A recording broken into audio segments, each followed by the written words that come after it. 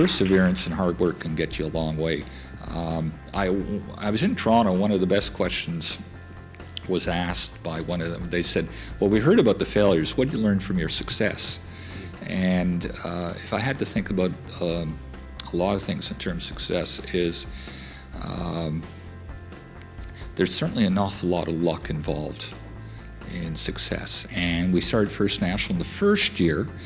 I remember fiscal year ending March 31st, 1989, and we made $200,000 worth of income, EBITDA $50,000, 25% margin. Actually, those are still pretty good margins, you know. And that's how we started the business, and then we just grew slowly over time. You know, a lot of businesses can't move from the 20 or 30 size up to the 900. We have 900 employees. You know, that's a skill, and that's probably a little bit of luck having that. The changes in the industry going on. There's just, I'd say any big success stories is a very, very much being in the right place at the right time. Often people, when they fail, they say, oh, I had bad luck.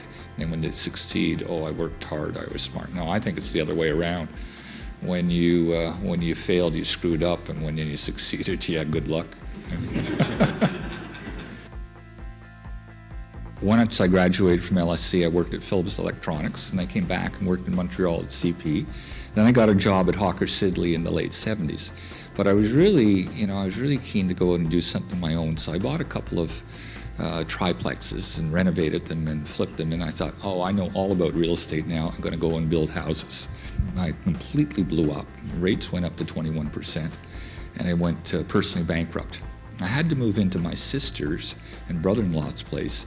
They're COM 75 graduates. They were not very happy to see me.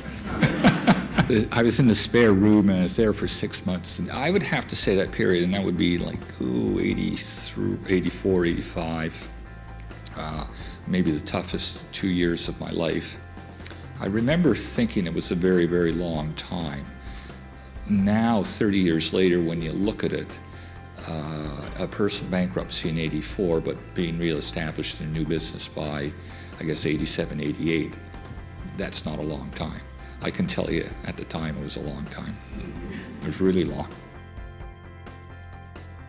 My story is completely possible today. I remember coming up and I'd looked at people who did things, well, it's not possible for the next generation. Yeah, it's possible for the next generation. And I can tell you in 5 and 10 years, you'll look back and there'll be entrepreneurs. And I guess I'd look at my own story. So I do it, blow up, and didn't stop, you know, just waited a few more years and then started again. Well, engineering was important to me, but also economics was too. I was always interested in business, and most of my life has been in business, in the mortgage finance and insurance business. I am told that my first gift to Queens was $8, and but I don't remember the gift. But I'm trusting that David spent it well. And it was in 1976, so I think that's just where it started. I think the first real gift, one of the directors of development from Queens came down about 1995 or 96 and said, I'll take you out for lunch. And it was a great program from the government of Ontario. And she said, if you give $10,000, or if you give some money, the government of Ontario will match it for bursaries. So it started from there, and I surprisingly, just in the last month or so, I had a record at my gift, and I gave that, and I think I gave some more, and then just over time it grew, it increased. And my wife and I are focused in philanthropy on education, arts, and history. And when I looked at education, it would be Queens. And when I wanted to do something here, I wanted to do something that was really transformational. A healthy economy is key.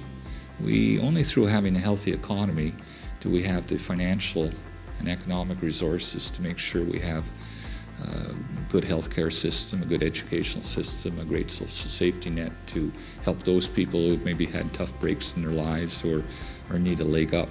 So for all those reasons, I felt that the School of Business at Queen's was the place to make the transformational gift.